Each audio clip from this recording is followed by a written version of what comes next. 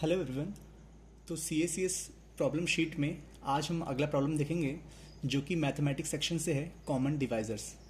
तो इस वीडियो में हम लोग बात करेंगे ब्रूट, बेटर और ऑप्टिमल अप्रोच के बारे में। हम तीनों कोड भी देखेंगे और देखेंगे कि कब ये काम करता है और कब काम नहीं करता है। ठीक है, तो हमेशा प्रॉब्लम में आपको तीनों चीज़ें आनी चाहिए। ये नहीं कि आपको सिर्फ बेस्ट अप्रोच आता है और बाकी दोनों आते ही नहीं है। कई बार ऐसा भी होता है, आप लोग जब किसी बेस्ट एल्गोरिदम को पढ़ते हैं तो आप उस एल्गोरिदम के सबसे बेस्ट अप्रोच तो आपको पता रहता है, लेकिन आप ब्रूट फोर्स भी भूल जाते हैं। ठीक है, तो एज अ बिगिनर आपको ये सब तीनों तरीके मालूम होने चाहिए। अगर आप एक बिल्कुल नए स्टूडेंट हैं तो आप बिल्कुल आराम से देखिए। अगर आप काफ़ी प्रोग्रामिंग कर चुके हैं तो आप इसको थोड़ी स्पीड में भी देख सकते हैं। ठीक है, मैं सबसे पहले तीनों अप्रोच बताऊंगा और तीनों के कोड जो है वो मैं आपको डेस्कटॉप पर ले जाके दिखाऊंगा भी। ठीक है, सबमिट भी करूंगा। तो पहले 3 अप्रोच, फिर लास्ट में तीनों सोल्यूशन। इन सब के टाइम स्टैम्प मैं आपको वीडियो के डिस्क्रिप्शन में दे दूंगा। तो चलिए अब प्रॉब्लम को शुरू करते हैं। तो सबसे पहले हमें जो दिया गया है वो प्रॉब्लम है। तो हमें दिया गया कि अरे ऑफ n पॉजिटिव इंटीजर्स। ठीक है, तो n पॉजिटिव इंटीजर्स वो हमें देगा और हमें 2 इंटीजर फाइंड करने। ठीक है, 2 integer such that there GCD is as large as possible. ऐसे 2 इंटीजर बताने हैं कि जिनका GCD जो है वो सबसे ज़्यादा हो। ठीक है, तो एक एग्जांपल लेते हैं हम लोग। सबसे पहले कंस्ट्रेंट पर ध्यान देते हैं। ठीक है, कंस्ट्रेंट पर ध्यान देते हैं। 2 इंटू 10 की पावर 5 है और 1 से लेके xi जो है वो है 10 की पावर 6 तक। ठीक है, तो ये अभी हमें हमारा प्रॉब्लम है। तो सबसे पहले एक एग्जांपल से देखते हैं हम लोग। n इक्वल टू 5 है और जो नंबर्स हैं 3 है, 14 है, 15 है, 7 है, 9 है। तो ये भी हमारे नंबर्स हैं। तो हमें इन नंबर्स में से सब ऐसे कोई 2 नंबर उठा के बता दो, कोई भी 2 नंबर जो कि जिनको उठाने से जो इनकी GCD आएगी, ये इस अरे में किसी भी 2 नंबर उठाने से वो GCD आएगी। ठीक है, मान लीजिए आप कोई भी पेयर उठा सकते हैं। ठीक है, 314, 315, 37, 79 कुछ भी उठा लीजिए। तो जो GCD आएगी, GCD ऑफ A, B, जो 2 नंबर आप उठाएंगे उनकी जो GCD है, ठीक है, वो GCD जो है वो मैक्सिमम आनी चाहिए। ठीक है, मैक्सिमम। अगर मान लीजिए, मान क्या लीजिए, चलिए इसी प्रॉब्लम को देखिए। तो 3 है, 14 है, 15 है, 7 है, 9 है। तो आप देख रहे हैं यहाँ पे साफ साफ दिख रहा है आपको कि जो 7 है वो 7 और 14 दोनों को डिवाइड करता है और मेरे ख्याल सबसे बड़ा भी है।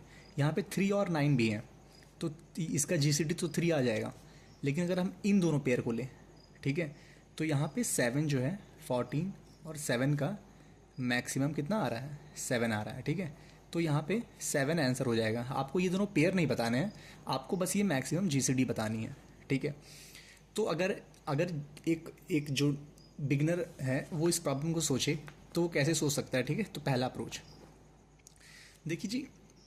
सबसे पहले कंस्ट्रेंट को देखिए। ठीक है, जब भी आप प्रॉब्लम पढ़े तो पहले पूरा प्रॉब्लम ध्यान से पढ़िए। ठीक है, कई बार क्या होता है हम लोग प्रॉब्लम ध्यान से पढ़ते नहीं है।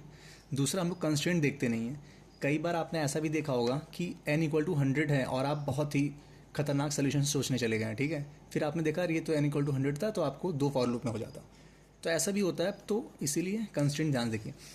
तो यहाँ पे जो नंबर मेरा अरे है वो 10 की पावर 6 तक जा रहा है और जो मेरा नंबर ऑफ टर्म्स हैं वो 2 इंटू 10 की पावर 5 तक जा रहे हैं।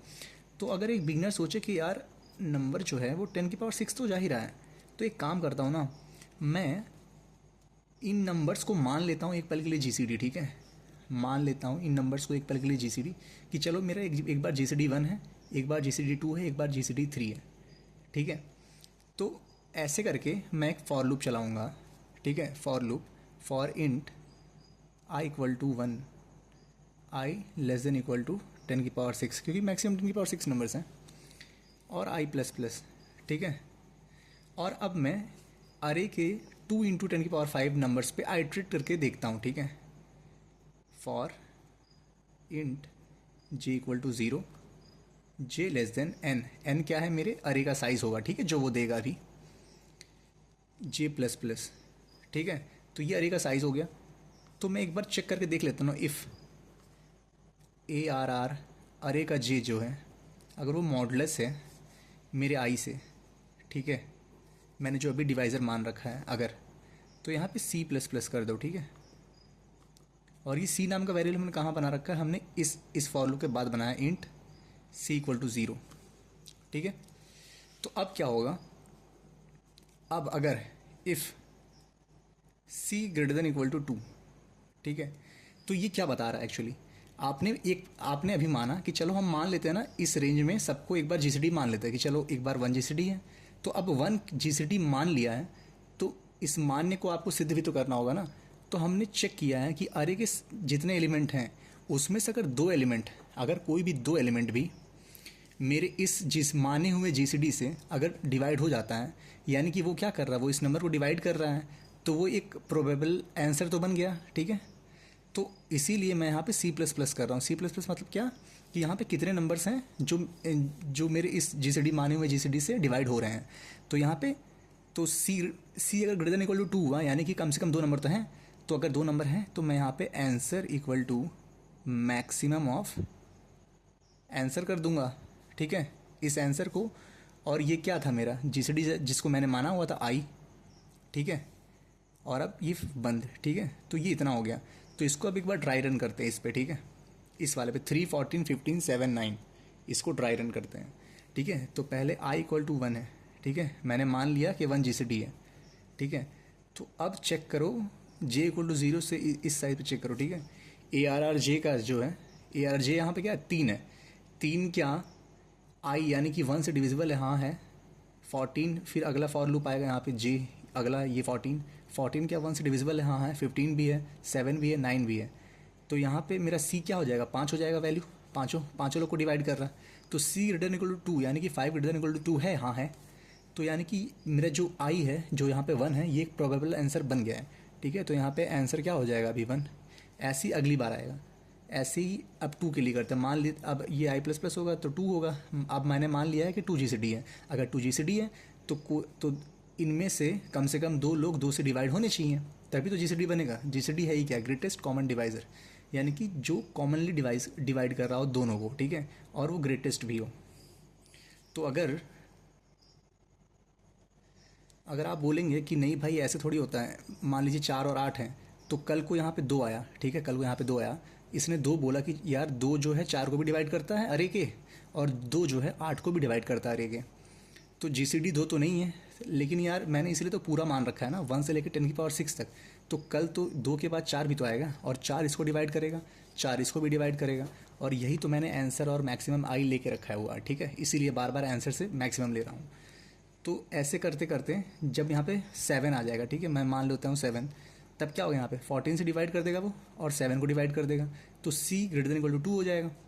और यहाँ पे आंसर में 7 मैक्स हो जाएगा, और 7 से ज़्यादा तो इसमें आने वाला भी नहीं है। तो यहाँ पे आंसर क्या हुआ, 7। तो इस कोड की जो टाइम कॉम्प्लेक्सिटी है, ये हमारा अप्रोच 1 है, ठीक है, अभी तक अप्रोच 1 है। इस कोड की टाइम कॉम्प्लेक्सिटी क्या हुई, ठीक है, मैंने यहाँ पे कहाँ तक मान रखा था, 10⁻6 तक ये लूप चल रहा है, ठीक है। और इसको मैं कितनी बार चला रहा हूँ, n बार, ठीक है। n कितना है मेरा, ध्यान से देखिए, मैं इसको 10⁻6 तक क्यों चला रहा हूँ, क्योंकि मेरा रेंज ही 10⁻6 है, और इससे बड़ा जीसीडी थोड़ी होगा। जीसीडी क्या होता है, यहाँ पे एक बात और जान लीजिए आप, जीसीडी ऑफ a, b जो होता है वो हमेशा लेस देन इक्वल टू होता है मिनिमम ऑफ a, b, ठीक है। जीसीडी जो है वो दोनों नंबर से कम या छोटे वाले नंबर के बराबर होगा, ठीक है। ऐसा क्यों, क्योंकि आप ही सोचिए ना, 4 और 8 हैं, एक नंबर है जो 4 को भी डिवाइड करता है, 8 को डिवाइड करता है, ठीक है। एक नंबर है जो 4 को भी डिवाइड करता है, 8 को भी डिवाइड करता है, तो जाहिर सी बात है इस नंबर से छोटा या इसके बराबर तो रहेगा ना, तभी तो डिवाइड करेगा, ठीक है। तो इसीलिए जब मिनिमम ऑफ a, b है, यानी कि मैक्सिमम 10⁻6 दे सकता है, तो 10⁻6 से कम या बराबर रहेगा जीसीडी।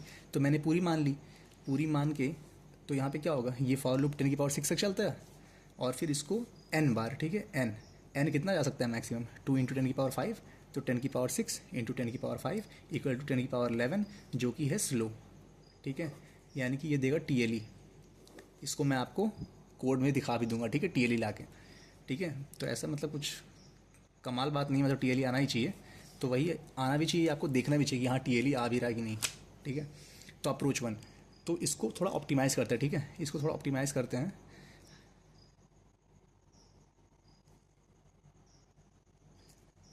कि ये जो 10⁻11 है, ठीक है, 10⁻11 से थोड़ा सा कम लाया जाए, ठीक है। तो अगर हम अप्रोच 2 की बात करें, ठीक है,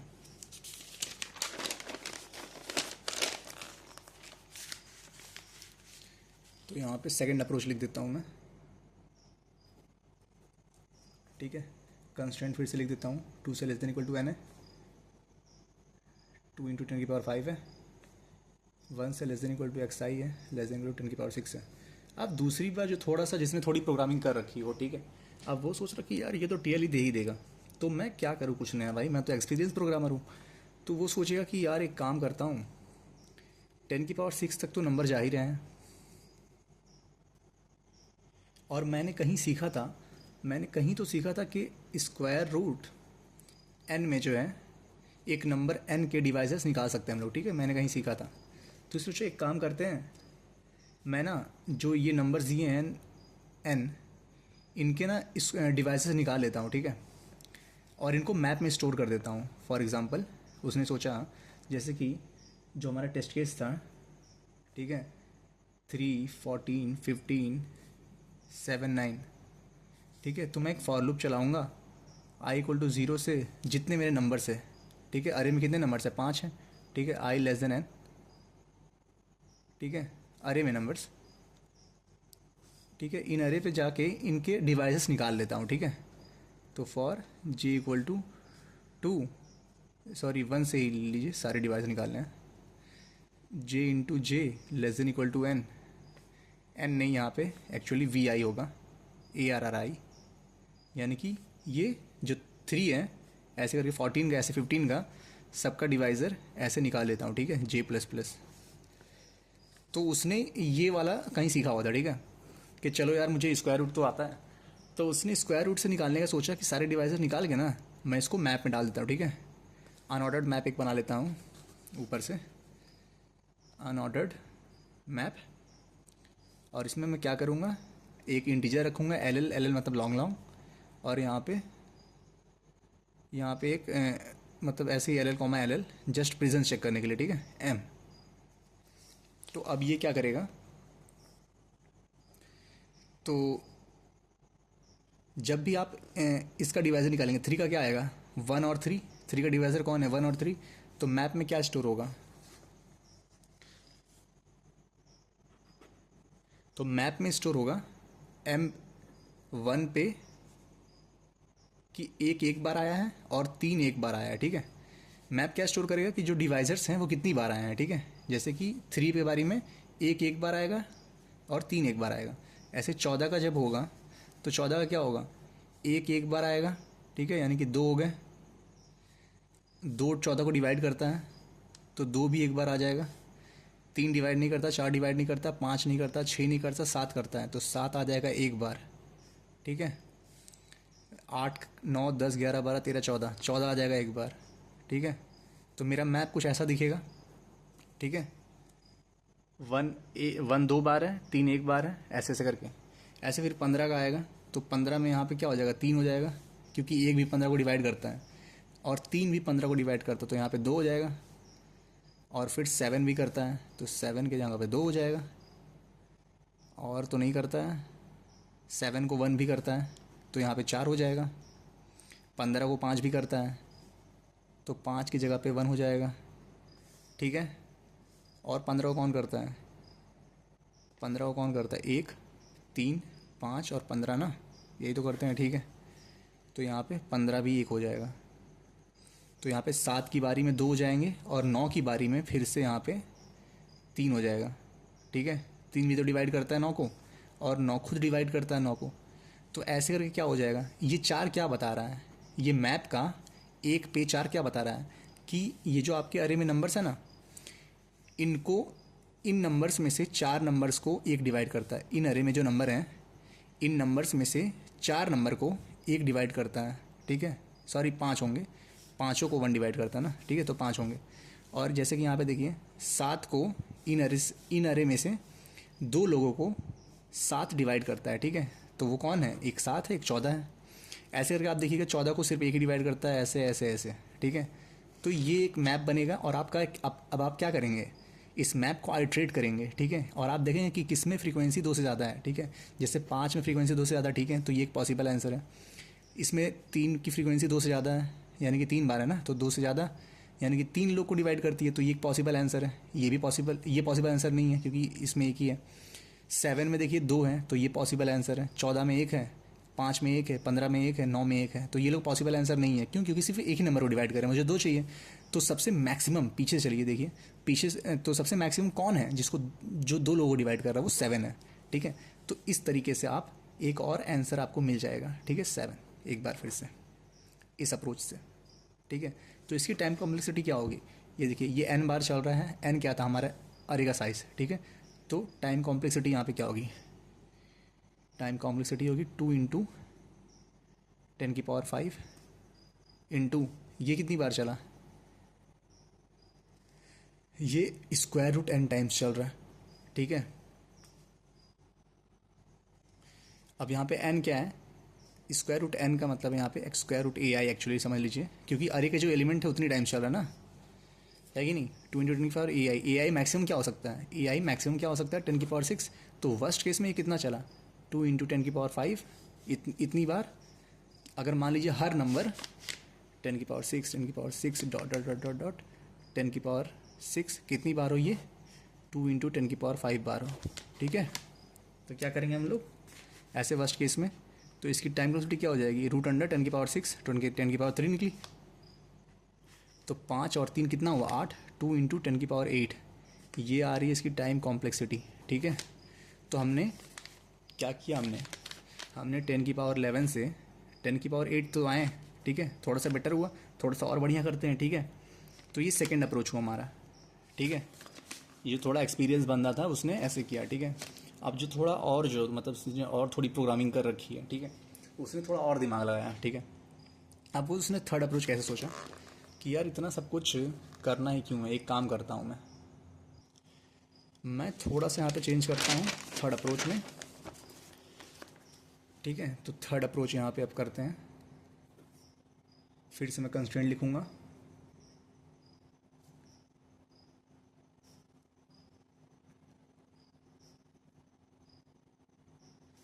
ठीक है, तो उसने सोचा कि यार 10⁻11 से 10⁸ तो आ गए, अब थोड़ा सा 10⁻7 के रेंज में आ जाए ना तो काम हो जाए। तो उसने सोचा कि यार xi यहाँ पे 6 ही है, तो एक काम करता हूँ ना, मतलब मेरे नंबर्स तो यहीं तक जाएंगे, तो एक काम करता हूँ ना, मैं एक वेक्टर ऑफ वेक्टर बना लेता हूँ। ठीक है, वेक्टर ऑफ वेक्टर कुछ ऐसा दिखेगा कि उसके पास ऐसा कुछ रहेगा। ठीक है, ये 0 1 2 3 4 डॉट डॉट डॉट डॉट ऐसे करके 10⁶ तक जा रहा है। ठीक है, यहाँ पे 10⁶ मान लीजिए। और इस आयत वेक्टर में मैं क्या करूँगा? मैं आयत वेक्टर में इसके डिवाइसेस स्टोर करूँगा, डिवाइजर्स। ठीक है, जैसे कि 4 को कौन कौन डिवाइड करता है? 1 2 और 4, तो चौथे वेक्टर में 1 2 4 रहेंगे। ठीक है, ऐसे ही पाँचवें वेक्टर, ऐसे ही कुछ भी ले लीजिए आप, 15 ले लीजिए, तो 15 वाले वेक्टर में कौन रहेगा? 1 रहेगा, 3 रहेगा, 5 रहेगा, 15 रहेगा। ठीक है, मैं चाहता हूँ कुछ ऐसा वेक्टर बन जाए कि ith वेक्टर में उसके डिवाइजर्स स्टोर हो जाएं। अगर ऐसा हो जाए तो सोचिए कितना आसान होगा। मैं इस वेक्टर तो जितना भी नंबर दिया रहेगा आपके अरे में, मैं उसमें फिर से उसको मैप में डालता रहूँगा। ठीक है, क्योंकि मुझे ये करना ही क्यों है? तो अभी सोचिए कि एक नंबर के, ये जो नंबर है इसके मैक्सिमम कितने डिवाइसेस हो सकते हैं, मैक्सिमम कितने डिवाइज़र हो सकते हैं?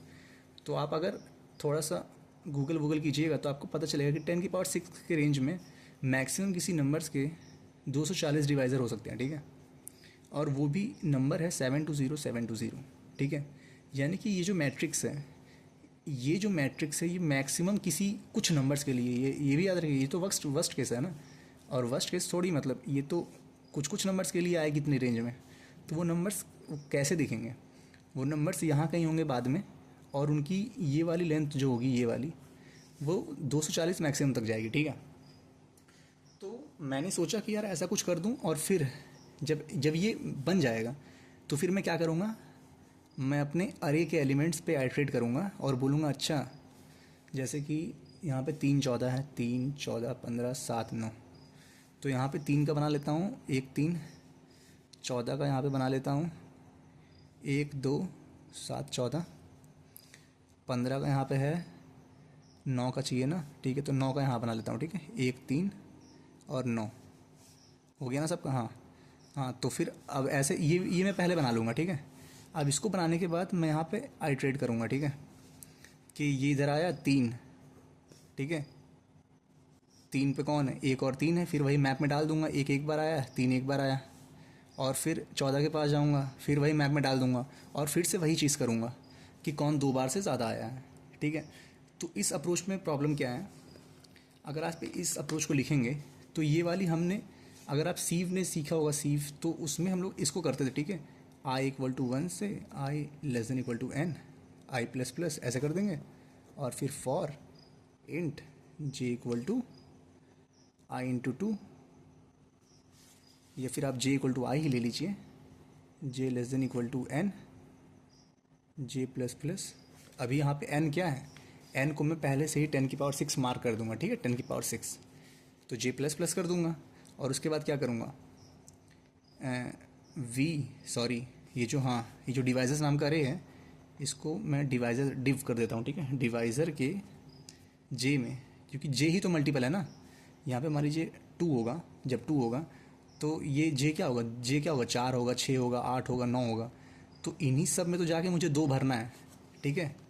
यहाँ पे देखिए, जब यहाँ पे j मान लीजिए यहाँ पे 4 है, ठीक है, तो 4 से मैं कहाँ जाऊँगा, 8 पे जाऊँगा, 12 पे जाऊँगा और फिर 16 पे जाऊँगा, तो इन सब ith वेक्टर में जाके मुझे क्या भरना है, आई तो भरना है, तो डिव का j डॉट पुशबैक होगा आई, ठीक है।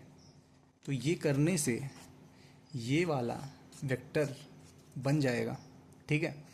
अब उसके बाद मैं क्या करूँगा, फिर मैं वही मैप वाली चीज़ें जो मैंने आपको बताई, तो इसकी टाइम कॉम्प्लेक्सिटी कितनी होगी, ऐसा देखिएगा तो ये बीगो ऑफ क्या होगा, n log n, हम सब जानते हैं, ठीक है।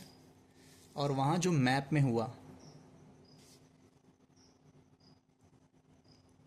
और फिर मैप में क्या होगा, मैप में हमने कहा था कि मैक्सिमम डिवाइजर कितने हो सकते, 240, और ये 240 कितने लोगों के लिए हैं, मान लीजिए सारे मतलब सारे ऐसे नंबर्स हैं जो आपको अरे में, सारे ऐसे नंबर्स दिए गए हैं जिनके लिए आपको 240 बार आइट्रेट करना ही पड़ जा रहा है, ठीक है।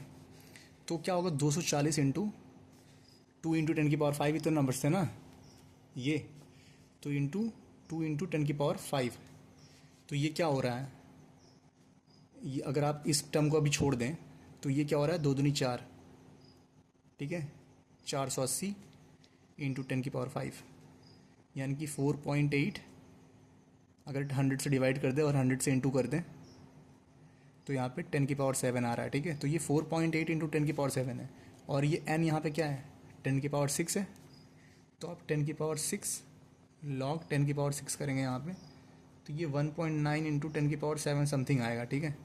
तो ये 10⁷ की रेंज में तो है, लेकिन अगर आप इसको सबमिट करेंगे, इस चीज़ को, तो ये n log n का 10⁶ इंटू 10⁶ आया, इसका इतना हुआ, और ये 4.80 इंटू वर्स्ट केस में ऐसा आया, और इसका इतना हुआ, ठीक है। तो अगर आप इसको सबमिट करेंगे तो ये TLE देगा, ठीक है, क्योंकि ये जो CACS ऐसी प्रॉब्लम शीट होती है ना, इनका जज इतना फ्लेक्सिबल नहीं होता, ठीक है, इनका जज जो है वो बड़ा स्ट्रिक्ट होता है, ठीक है। तो इन मामले में अगर आपको इसकी एक एक्चुअली में आपको ये देखना है कि ये लोग कैसे स्ट्रिक्ट होते हैं, तो आपको मैं दिखाऊंगा, ठीक है। अब आप देखिए, यहाँ पे ये चीज़ TLE आएगी, पर आप बोलेंगे क्यों भाई, 10⁷ की रेंज में तो है, ठीक है।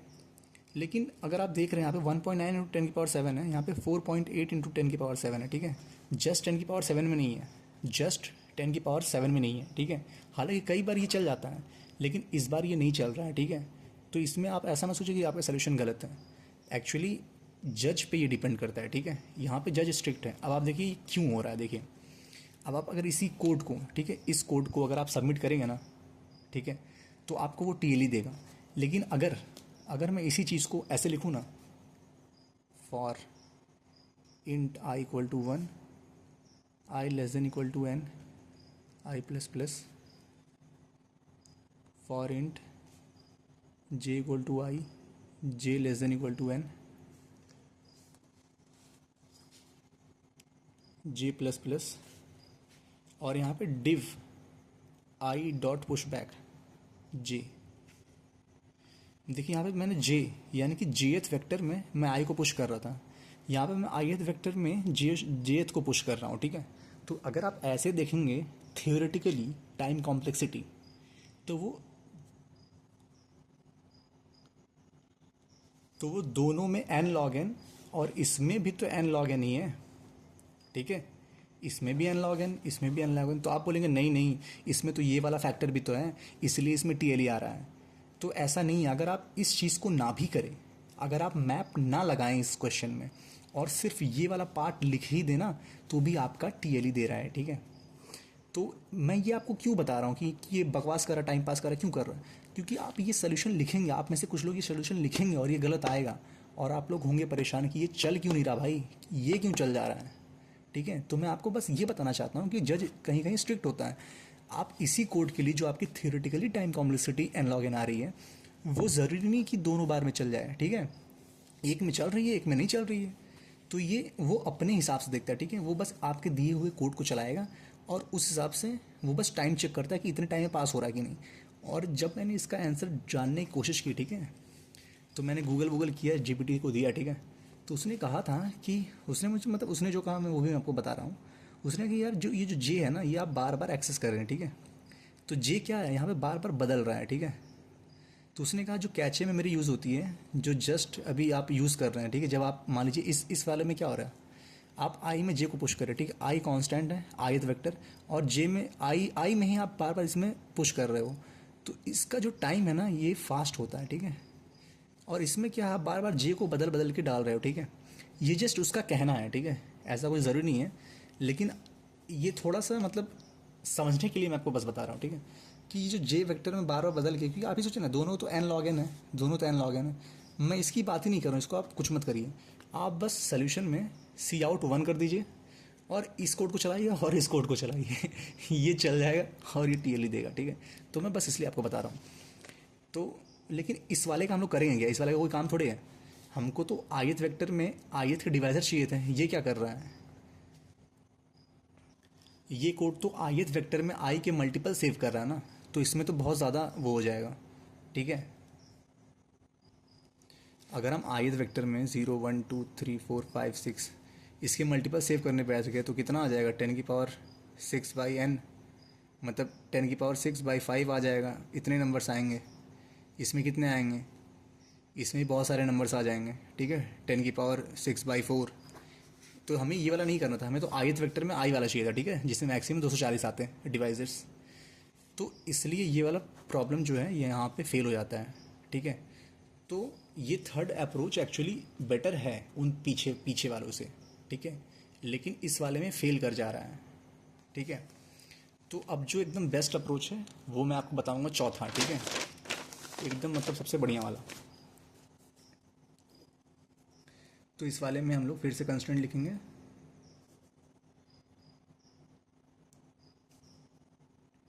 अब जो प्रो बंदा है, ठीक है, अब जो जिसने बहुत सीपी कर रखी है, ठीक है, अब वो क्या सोचेगा वो देखिए। तो इनपुट है यहाँ पे 5 3 14 15 17 और 9। वो सोचेगा कि यार इसने जो भी नंबर दिए हैं, इसका जो मैक्सिमम नंबर है, इसका जो मैक्सिमम नंबर है, जीसीडी तो वहीं से आएगा, ठीक है। जीसीडी मैक्सिमम क्या हो सकता है, वही हो सकता है। यानी कि यहाँ पे मैक्सिमम जीसीडी अगर होना है तो वो 15 होगा, ठीक है। तो मैं क्या करूँगा, मैं 15 साइज़ के करे बना लूँगा, ठीक है। 1 2 3 4 5 6 7 8 9 10 11 12 13 14 15, ठीक है। मैं जितना भी मैक्सिमम नंबर रहेगा ना, और मैक्सिमम नंबर 10⁻6 तक ही तो जा सकते हैं ना, तो यहाँ पे 15 है, तो मैं 15 साइज़ का बनूंगा, ठीक है। अब मैं क्या करूँगा, अब मैं मान लूँगा कि 15 जो है, ठीक है, 15 साइज़ का अरे बन गया। और अब मैं इस वेक्टर में जितने एलिमेंट्स हैं इनको मार्क कर दूंगा, ठीक है। तो 3 की जगह पे 1 है, 1 मार्क कर दूंगा। 14 की जगह पे 1 मार्क कर दूंगा। 15 की जगह पे 1 मार्क कर दूंगा। 17 की जगह पे, सॉरी यहाँ तो 17 है, कहाँ देख रहा हूँ मैं अभी, सॉरी 16 17, ठीक है। तो यहाँ पे 17 है, सॉरी 16 पे क्यों मार्क करो, हाँ 17, ठीक है। 17 साइज, 17 मैक्सिमम नंबर था, तो 17 साइज़ का पहले अरे बनाया है, ठीक है। 1 मिनट, 17 नहीं है, सॉरी ये 7 ही है, थोड़ा सा गड़बड़ हो गया है, 7, ठीक है। तो हमारे पास नंबर है 3 14 15 7 और 9, ठीक है। 3 14 15 7 और 9। तो इन सब जगह पे सबसे पहले मैं 1 1 मार्क कर दूंगा, ठीक है। अब मैं क्या करूँगा, अब मैं मान लूँगा कि मेरा GCD जो है, अब वही पहला पहला वाला, ठीक है, पहला वाला अप्रोच। अब मैं मान लूँगा कि GCD मेरा क्या है, GCD मेरा 15 है, ठीक है। तो ये जो अप्रोच है, ये फर्स्ट यानी कि नई अप्रोच प्लस जो अभी हमने इसके पीछे किया थर्ड अप्रोच, ये दोनों का कॉम्बिनेशन है, ठीक है। फर्स्ट वाले हम लोग मान रहे थे कि ये GCD है, और थर्ड वाले हम लोग क्या करते हैं, एक फॉर लूप चला रहे थे, वो सीव वाला, ठीक है। तो इसमें भी हम लोग मान रहे हैं और फिर वो लूप भी चलाएंगे सीव वाला, ठीक है। तो हम मान लेते हैं ना कि 15 GCD है, ठीक है। 15 GCD है, तो 15 के मल्टीपल्स पे आइट्रेट करते हैं, ठीक है, और चेक करते हैं कि कोई और है क्या जो इस मल्टीपल पर आ रहा है। तो 15 से तो हमने शुरू किया, तो 15 को थोड़ी लेंगे, ठीक है। 15 का अगला मल्टीपल जो है वो है ही नहीं, ठीक है, सबसे छोटा तो यही है, तो इसको छोड़ो। अब अगला हम लोग सोचेंगे ना कि 14 है, 14 हमारा GCD होगा। अब 14 के मल्टीपल्स पे आइट्रेट करेंगे, तो 14 तो फिर नहीं है, 14 के आगे कोई 28 नहीं है, कोई नंबर ही नहीं है। ऐसे फिर 13 पे आएंगे, ठीक है, 13 पे भी नहीं है, 12 पे भी नहीं है, 11 पे भी नहीं है, 10 पे भी नहीं है, 9 पे भी नहीं है, 8 दूनी 16 होता है, उस पे भी नहीं है। अब 7 है, ठीक है। तो 7 पे क्या है, 7 पे खुद 1 है, ठीक है। अब 7 दूनी 14 करेंगे जब हम लोग, तो हमने देखेंगे कि यहाँ पे भी 1 मिल गया। 1 का मतलब क्या है, 1 का मतलब है कि हमारे अरे में एक ऐसा नंबर है जो इस नंबर से डिवाइड हो रहा है। तो यहाँ पे मैंने जो शुरू में 1 मार्क किया था, वो क्या किया था कि हमारे अरे में एक नंबर है जो कि 14 से डिवाइड हो रहा है। वो नंबर कौन था, वो खुद 14 था, ठीक है, शुरू में। उसके बाद का जो फॉर लूप चलाएंगे, जैसे कि मैं आपको कोड लिख के ही समझाता हूँ, ठीक है। For i equal to 1, i equal to 0, सबसे पहले हम लोग क्या करेंगे, सबसे पहले हम लोग वेक्टर बनाएंगे, ठीक है। वेक्टर ऑफ LL मैं मान लेता हूँ, ठीक है, LL मतलब लॉन्ग, ठीक है। V कितने साइज़ का, जो भी मैक्सिमम एलिमेंट होगा अरे का, ठीक है, मैक्स एलिमेंट।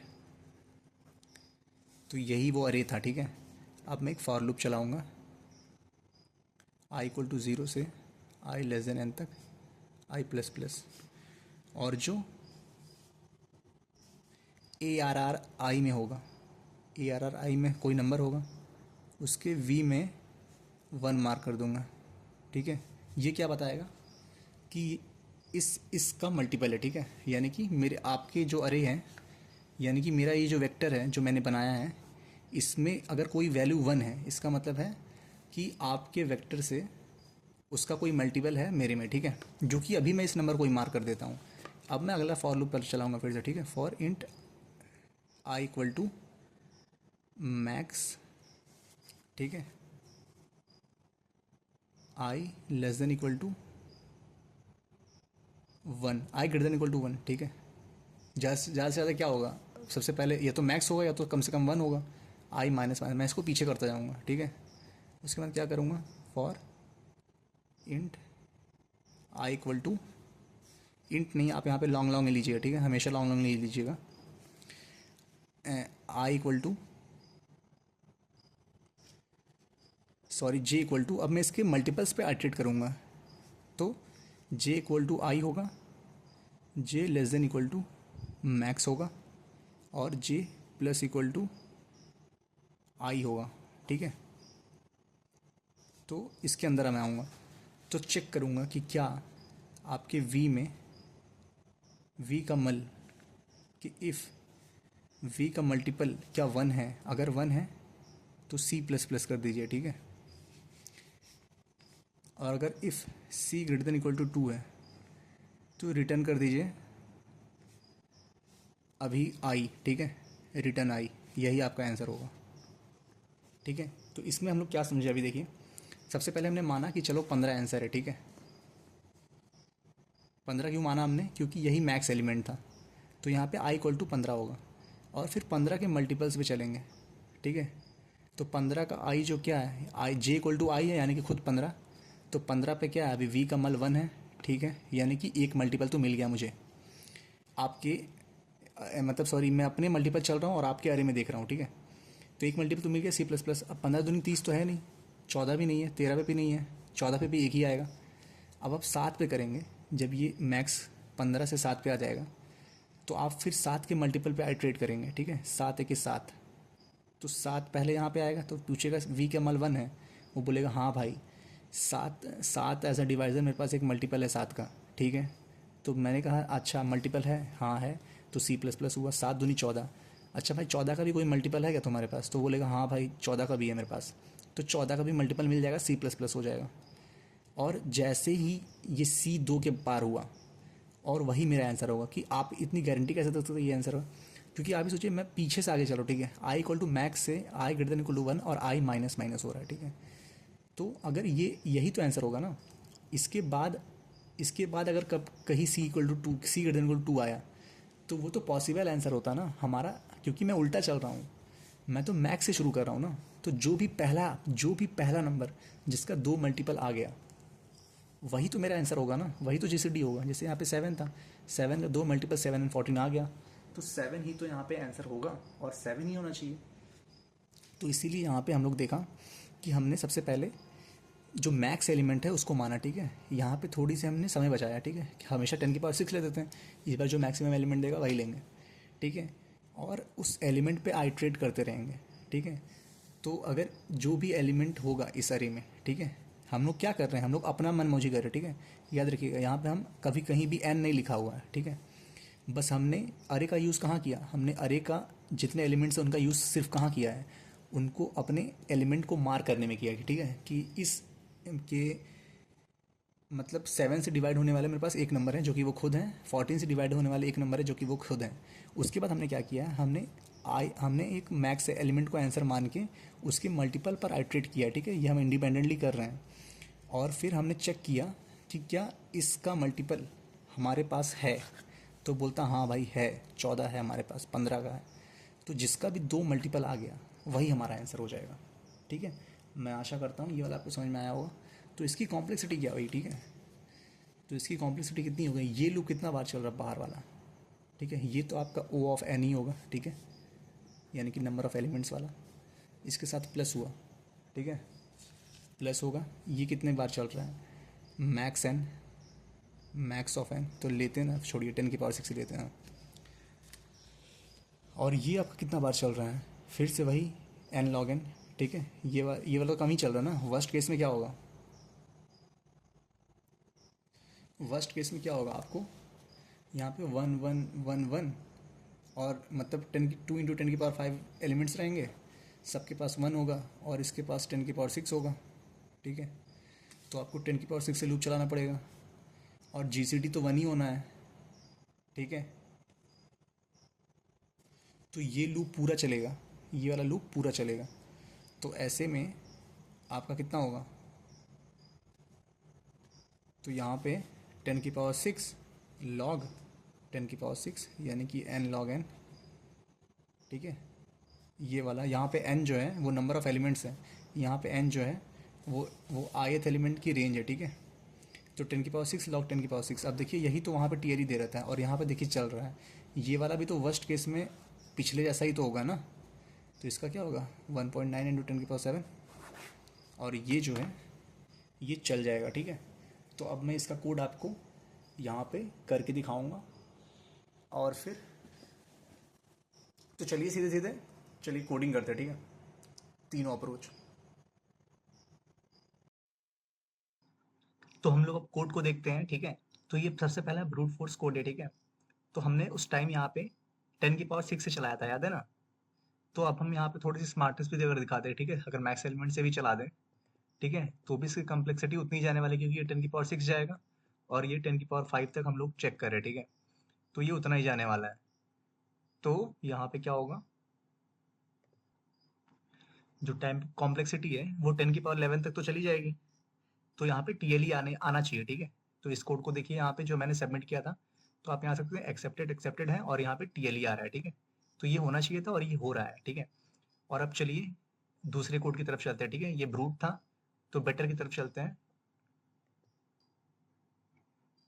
तो ये जो कोड है ये वाला, तो इसमें देखिए हम लोग for equal to i equal to 0 से n तक, यानी कि जितने अरे में एलिमेंट्स वहां तक चल रहे हैं और उन्हें सबका स्क्वायर रूट में निकाल रहे हैं, ठीक है। तो इसका कितना आ रहा था, आई थिंक 10⁸ तक आ रहा था ना। एक मिनट में देख लेता हूँ।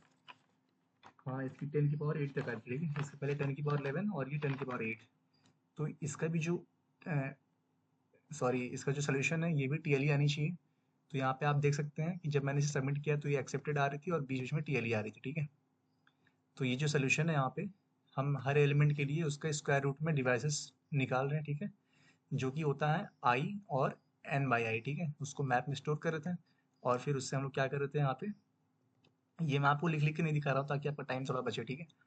तो फिर ये क्या हो रहा है यहाँ पे, मैं वो मैप में आइट्रेट करके चेक कर ले रहा हूँ कि इसकी वैल्यू सबसे पहले सबसे पहले नहीं, सबसे ज़्यादा कौन सी वैल्यू है जिसकी फ्रीक्वेंसी 2 है, ठीक है। यहाँ पे देखिए IT.SECOND अगर ग्रेटर देन इक्वल टू 1 है, ठीक है, तो मैक्स ले लीजिए, जो कि मैं बता रहा था।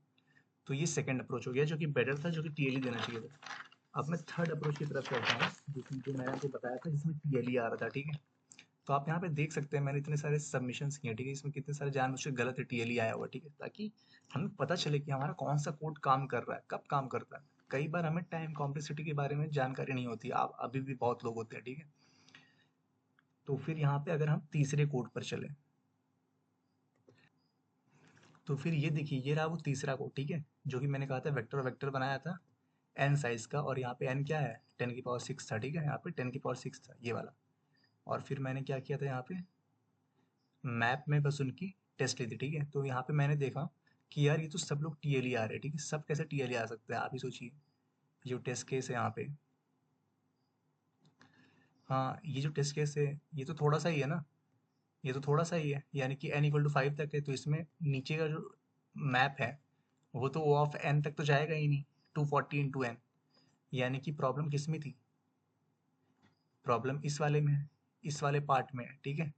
तो इस वाले पार्ट को मैंने ऐसे ही सबमिट कर दिया, ठीक है, डायरेक्टली सबमिट कर दिया, ठीक है। तो इसमें तो टीएलई आई, ठीक है। तो जब मैंने इस वाले पार्ट को डायरेक्टली सबमिट किया, ठीक है, इस वाले पार्ट को, तब देखिए क्या होता है।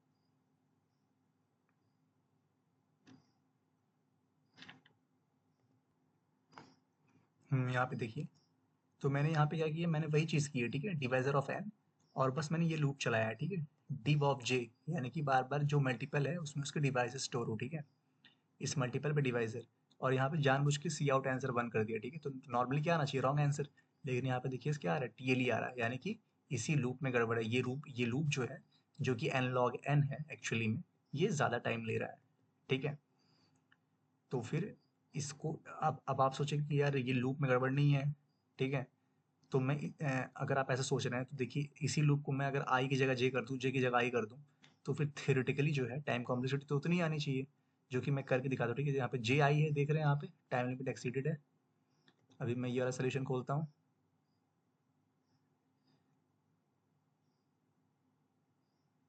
हाँ, यहाँ पे देखिए, यहाँ पे आई जे है, ठीक है, यहाँ पे आई जे है।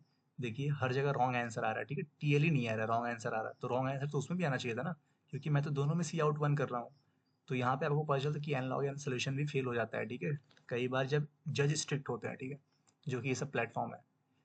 तो अब मैं जो आपको सबसे बढ़िया सोल्यूशन जो था, बेटर वाला, सबसे बेस्ट वाला, वो दिखाता हूँ। तो अगर आप इस सोल्यूशन में देखें तो हमने क्या किया है, हमने सबसे पहले इनपुट ले लिया वहाँ पे, और फिर मैक्सिमम एलिमेंट निकाल के उतने का ही अरे का साइज बनाया, ठीक है। और उसमें सारे एलिमेंट्स मार्क कर लिए हैं कि इस मल्टीपल्स के एलिमेंट मेरे पास प्रेजेंट है, ठीक है। उसके बाद मैंने एम एक्स मैक्स एलिमेंट को ही जीसीडी मानकर आइट्रेट करना शुरू किया उसके मल्टीपल्स पे, ठीक है, j = i, j+=x, ठीक है। और फिर मैंने चेक किया क्या इस नंबर के मल्टीपल्स मेरे पास प्रेजेंट हैं, जो मेरे पास नंबर्स दिए गए हैं। अगर आप ही सोचिए, ये जो f है, ठीक है, f में वो नंबर 1 रहेगा, जैसे मैंने आपको बताया। तो उसमें क्या होगा, मल्टीपल्स में 1 रहेगा, ठीक है। यहाँ पे वेक्टर ऑफ क्या है, यहाँ पे इंट ही तो है, ठीक है। तो वहाँ पे मैं क्या करूँगा, काउंट प्लस प्लस कर दूंगा, ठीक है। मल्टीपल पे अगर एक भी मल्टीपल मिला है तो क्या होगा, प्लस प्लस नहीं, ये जो एम एल प्लस एफ जे देख रहे हैं यही तो है, ठीक है। तो यहाँ पे क्या होगा, वेक्टर में 1 होगा 14 की जगह पर। तो जब 7 आएगा यहाँ पे, तो 7 की जगह पे 1 होगा, तो मल्टीपल क्या हो जाएगा, मल मल जो वेरिएबल है 1 होगा। फिर ये 7 + 7 14 होगा, फिर मल क्या होगा, 2 होगा। और जैसे ही मल ग्रेटर देन इक्वल टू 2 हो गया, तो मैं इसको तुरंत आउट कर दूंगा कि यही मेरा आंसर हो जाएगा, ठीक है। इससे ज़्यादा मुझे जाने की जरूरत नहीं है। तो ये थोड़ा ऑप्टिमाइज्ड हो गया थोड़ा सा और यहाँ पे, ठीक है। और लास्ट में कुछ नहीं आया तो हमारा जीसीडी 1 तो होगा ही, ठीक है। तो ये ब्रूट बेटर ऑप्टिमल और सबसे बेस्ट अप्रोच हमने समझ ली है, ठीक है। अगर आप इसमें कोई भी चीज़ नहीं समझ में आती है या फिर कोई भी प्रॉब्लम है, ठीक है, तो आप प्लीज़ से प्लीज़ कमेंट करें, मैं आपका ज़रूर रिप्लाई दूंगा, ठीक है। अगर आपको ऐसे सोल्यूशंस देखने हैं तो आप इस चैनल के साथ बने रह सकते हैं, मैं ऐसे सोल्यूशंस अपलोड करता हूँ, ठीक है। Thank you.